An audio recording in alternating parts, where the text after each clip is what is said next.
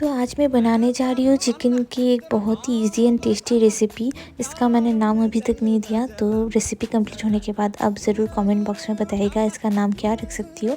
तो सबसे पहले मैंने यहाँ पे ऑयल में गरम मसाले डाल के उसके ऊपर टोमेटो, अनियन, जिंजर, गार्लिक और सारे मसाले डाल के फ्राई कर लिया। थोड़ा सा पानी भी डाल दिया ताकि ये जल ना जाए। फिर बेरेस्ता नमक डाल के उसके ऊपर मैंने चिकन डाल दिया और उसको मैं 10 मिनट के लिए ढक के रख दूँगी ताकि एक बॉयल आ जाए। फिर मैं थोड़ा सा क्रीम डाल दूँगी अच्छी टेक्सचर के लिए। फिर गार्निश कर सकते हैं बटर, स्प्रिंग अनियन और क्रीम के साथ। ये बहुत ज़्यादा टेस्टी बनी थी। आप रोटी या चावल किसी के भी साथ इसे खा सकते हैं। तो यहाँ that was it and follow for more. Thanks for watching.